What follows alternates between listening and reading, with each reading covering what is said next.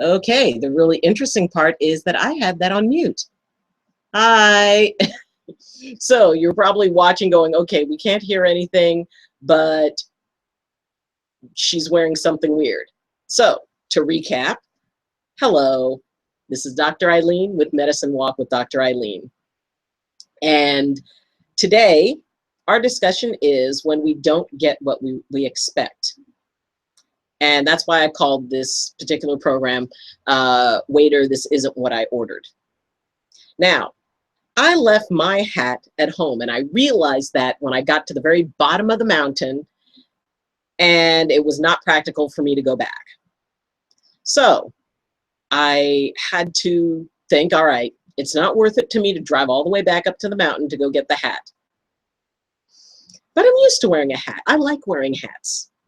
And it's interesting because this was something that one of my patients gave me. And it was funny because she said that she saw it and she thought of me. And I'm not quite sure how, but it's very cool, and it's ceremonial looking, and it it has beads and everything. So I was not expecting not to wear my hat, but things happen and we have to change. We have to adapt. So I thought it'd be kind of fun to throw something else on, because it is about sometimes we get what we don't expect. Sometimes you leave the mute button on when you first start talking, which, I mean, after all this time, you'd think that I would be totally over that.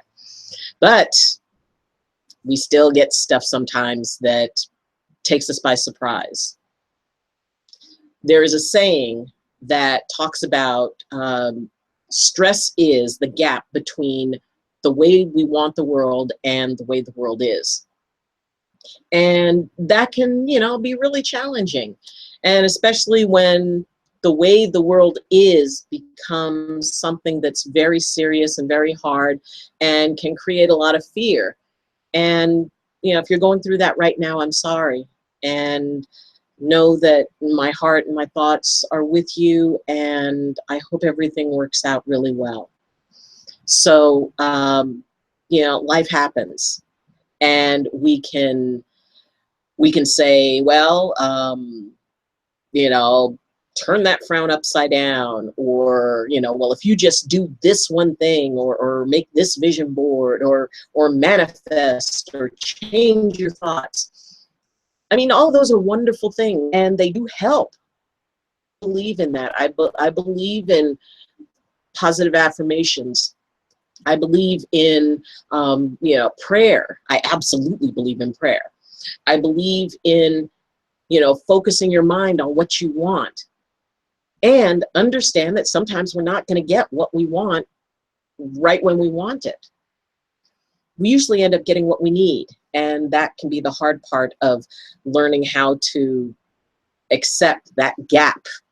And how do we work in that gap? Because we're going to probably spend more time in that gap than we are out of it.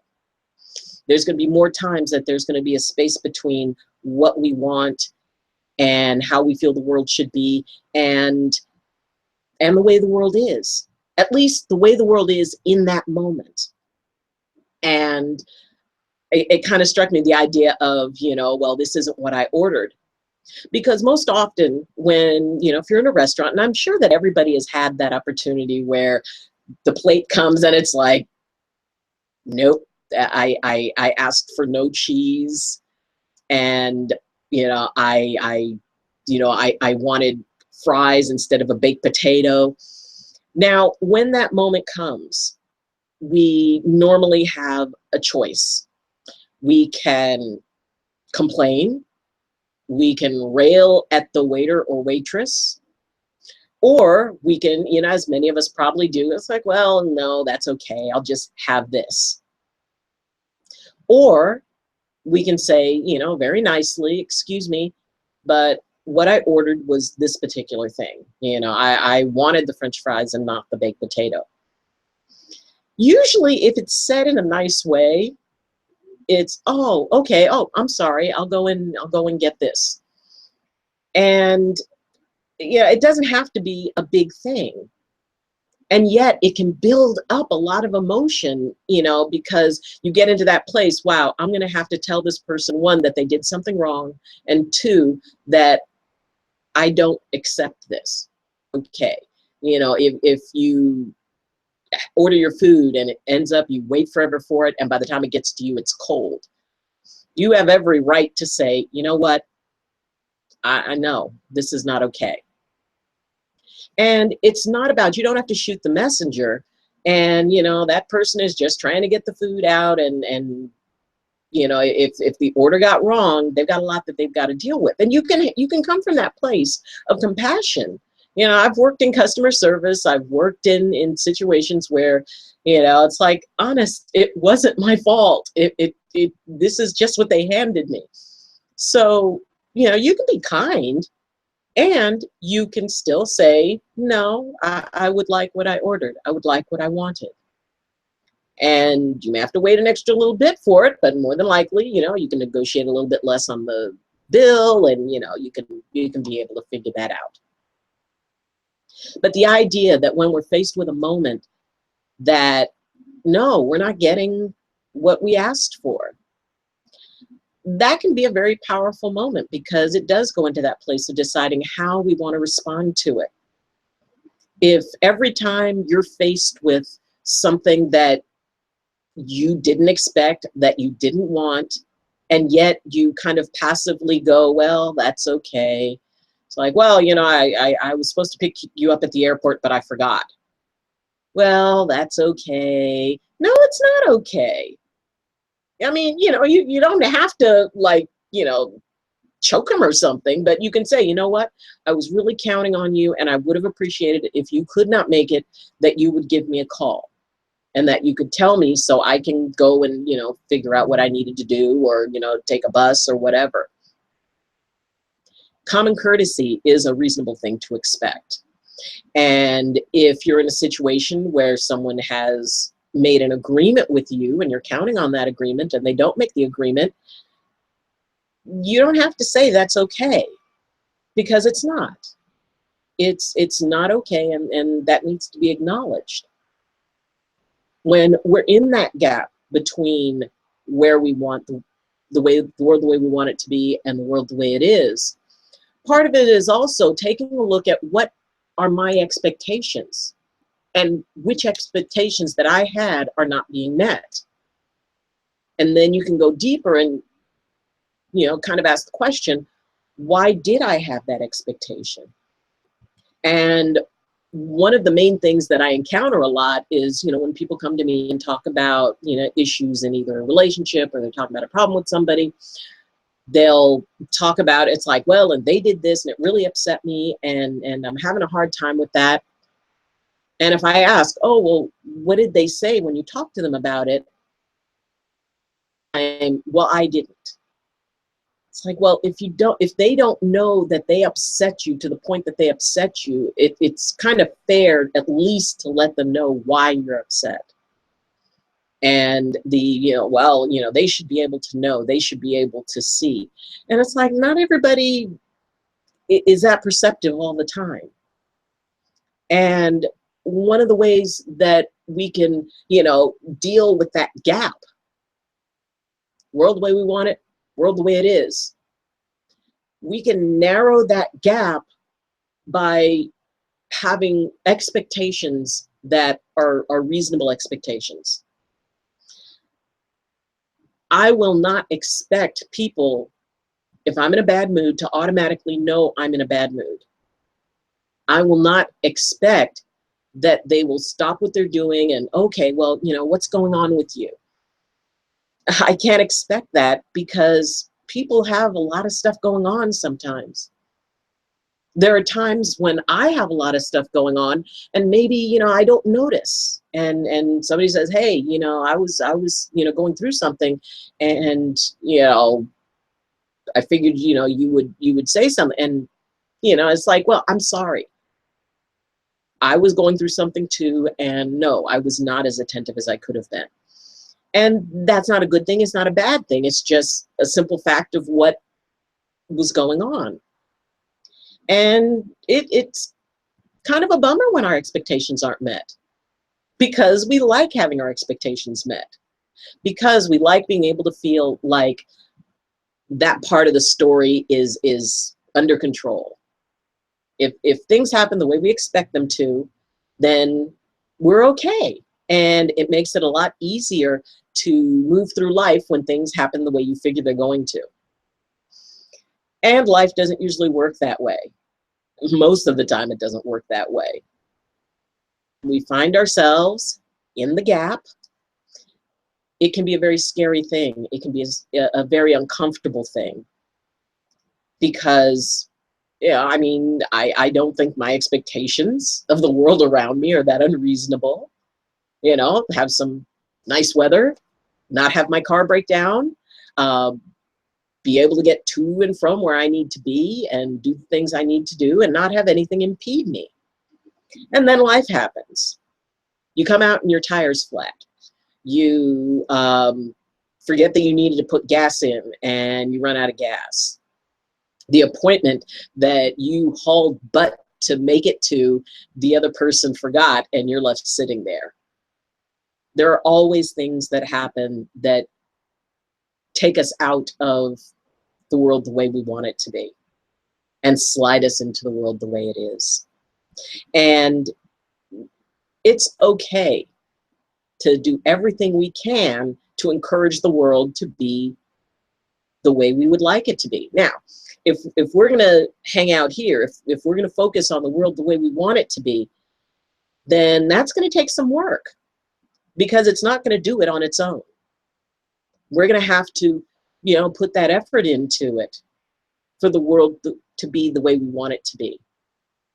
And it doesn't mean that it's got to be miserable, but it does mean that there is an effort. You know, I believe that the universe will at least meet me halfway and will help me out when it can. And the rest is up to me to create the world that I want to be in, to create the environment, and understanding that there are things that are going to happen that are totally outside of my control. I can't place my expectation on the assumption that things are going to happen as I would like them to, because the things don't work that way. There's always going to be, as long as everybody is roaming around with free will, there's always going to be the opportunity for, one, a misunderstanding, and two, for my expectations not to be met. Now, if you can consider the idea that you may want the world to be a particular way, and you're willing to live without it being a certain way. You don't attach completely, no, it has to be this way or no. Okay, if you order a meal in a restaurant and it doesn't come the way you want, you got a choice. Now, you can send it back. It's going to take more time, and let's say you don't have the time. Let's say you're just there during a lunch hour. If you send it back, which you are perfectly legitimate to do, you know, it may take a little bit more time for it to get to you, which means then it's your choice whether or not, okay, is what is here so unacceptable to me that I can't make do? I mean, you should still say something and say, you know what, this isn't what I ordered. You know, I will accept it, but understand, you know, I'm not happy about the fact that I didn't get what I ordered. And, you know, you can work with that. That's totally okay. You know, it doesn't have to be a big angry thing, but it's nice to be able to feel like, you know what, no, I didn't get what I wanted. Because there are times when we're not going to get what we want, and we can say so. And if it's something that really matters to you, stick by your guns. If it's something that really matters to you and you really don't want that, or let's say you're lactose intolerant and they forgot to take the cheese off the pasta and you asked for it specifically with no cheese, you can say, you know what, this isn't what I ordered. I cannot eat this, and I would like what I ordered, and I have to leave soon, so I will need it quickly. Can you do this? Because if not, then, you know, then I don't want it. So by saying what you want and what you need in a civil way, often it's amazing what you can get around, because usually the person will apologize, they'll go back and they'll do whatever they can to help you out. And they may say, it's like, you know what, we're really busy right now. It may take extra time. Can I offer you something else? Well, then you can negotiate, figure out what else will work. And maybe, maybe a salad would have been better for you anyway. So by accepting, you know what, I may not be able to get exactly what I want, but there's nothing wrong with saying what you want.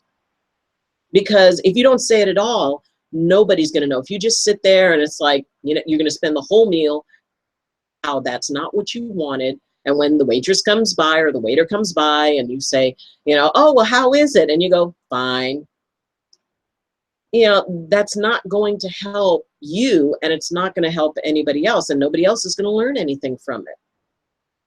So, it's important to be able to stand up for yourself. And I know that can be really, really hard sometimes, especially if you're not somebody who's accustomed to that. So what I would suggest is picking a little thing for yourself for, and start getting practice, like, just little tiny things, whether it's, no, I did not want French fries, I wanted a baked potato. Or if somebody is, it's like, oh, would you mind if I cut ahead of you in line? If you really mind, say, well, you know what? I really do mind. I'm sorry. So little things that you can step up and say what it is that matters to you. If you want something a particular way, then be willing to stand up for it. And it's surprising how understanding people can be. Often, the story we tell ourselves is like, well, I can't stand up because these other people are going to say or do these things, that I'm going to have to deal with conflict. It really is amazing how little conflict we get when we just go ahead and say what it is we need. Often it's our attachments that can kind of trip us up. Or it's when other people have attachments that, well, this is my attachment, so you're responsible for my attachment. No, you're not responsible for anyone's attachment. You don't have to, change what you want to do or how you want to be because of someone else's attachment, just as they don't have an obligation to, embrace what you're attached to. Attachments, like everything else, have light and shadow. You can, I'm attached to my family. I love them. I enjoy spending time with them. I enjoy talking to them, and, my friends and, all of these, and I love, doing YouTube. So I guess that's an attachment. And I feel that it's something that is very positive in my life. So when you look at your attachments, how positive is that attachment in your life? If that's an attachment that gives you something, then yeah, it's a good attachment to have. If the attachment takes away from you, then consider why you're attached to it. If it's something that, that diminishes you, if it's something that causes you problems, and yet, if you want to cling to it, then that is your choice. You are free to do that. And consider, what is the attachment? And is that attachment making that gap between the world the way you'd like it and the world the way it is that attachment making that gap bigger, or is that attachment making that gap smaller? So think about the things that, or, things, people, thoughts. We can get very attached to thoughts that don't serve us because they support a particular story. So if you want to have a good story, tell yourself a good story. It doesn't mean that life is going to be all roses and butterflies, but it does mean that you can see through those bad times and go, you know what? It's tough now, but by this time next year, this is going to be different. Or by the end of the year, this is going to be different. And focus on what it is that you want to happen, as opposed to focusing on well, I'm stuck. This is never going to change. I left my hat up the mountain. I could have spent all day as soon as I realized, oh man, because usually my hat is here in my office. I end up leaving it here. But I had worn it home, and I do that sometimes, and usually I'll go and I'll grab it, but I forgot. Happened to me. I forgot. So I went through a moment of, ugh, but I love my hat. I love wearing my hat, and it's my YouTube thing is wearing my hat. And I had to accept, all right, my attachment to wearing my hat to do this episode was not going to be met. And so the gap between the world the way I wanted it, where I had my hat, and the world the way it was, where my hat was sitting up on my cabin and I wasn't going to be getting it, that could have just been, if I'd stewed on it, that gap would have gotten bigger and bigger and bigger. But it's like, you know what? I'll just do it without it. And oddly enough, I had a topic that dealt with not getting what you want in that moment. And therefore, by reducing the attachment that I had to what I wanted and accepting, no, it's not going to happen today, I was able to reduce that gap. So consider what can reduce your gap. Think about the things in your life that you have an attachment to that, you know, is causing you discomfort. And realize, well, it's either not my day, you know, some days, what is it? Some days you get the bear and some days the bear gets you. And sometimes you're the bug, sometimes you're the windshield. So, you know, there's all kinds of sayings that basically deal with the fact that when we don't get what we're expecting, when we don't get what we want, how do we still find peace? And a part of that balance point, a part of that place of peace, a part of that eye of the storm, because even in that gap between those 2 points, you can have an eye of the storm.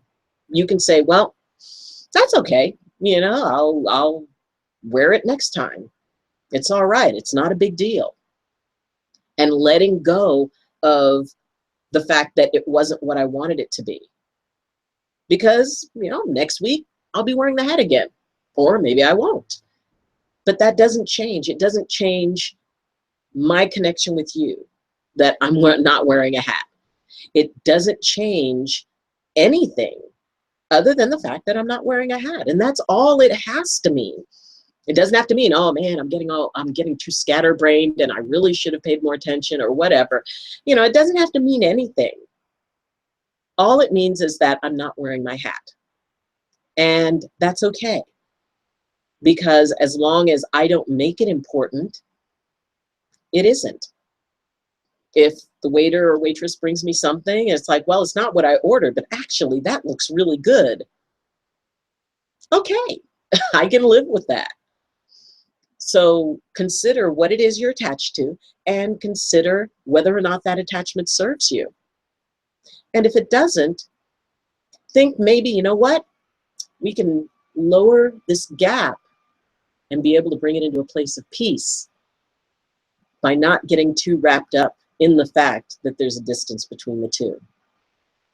You can be able to find your eye of the storm, your place of balance, just by letting go of what isn't going to happen anyway and not attaching a story to it. And if you have to tell yourself a story, tell yourself a good one. And wear a different hat. Because it's okay. Because tomorrow's another day and we always get a chance to do something different. Maybe even be a little bit silly. So, thank you for joining me. And if you would like to join our Facebook group, it's Medicine Walk with Dr. Ayleen on Facebook. You can follow me on Twitter. And you can also like this video. You can share this video. And you can comment on this video. And I would really love it if you would subscribe. That would be really awesome. And just don't worry about the gaps. Don't worry about looking a little silly. Don't worry about things not being the way that you want them to be. Because maybe down the line when you look back, you might find that they ended up being exactly the way you needed them to be.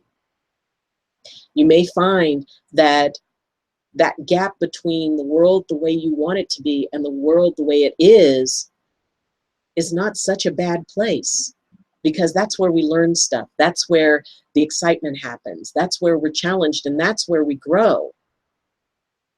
You know, your character is not created by the things that you deal with. It's revealed by it. And it's what you reveal about yourself. And ultimately, the world's going to go on the way it's going to go on. And you can deal with it because it's not that bad. There are some amazing, wonderful things about the world.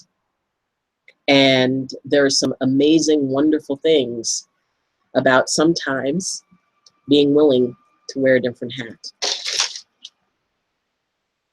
even if it messes your hair a little bit. So don't worry. If things didn't turn out the way that you had hoped, then just focus on it doing something different. Learn what it is that didn't work, learn why you didn't like it, and then use that knowledge to figure out how you can change things and how you can get to where you want. And if you have a hard time figuring that out, or you know, getting your head wrapped around it, talk to someone. You know, we all need to talk to someone every once in a while. And if you're having trouble getting your head wrapped around something, then that's a good time to talk.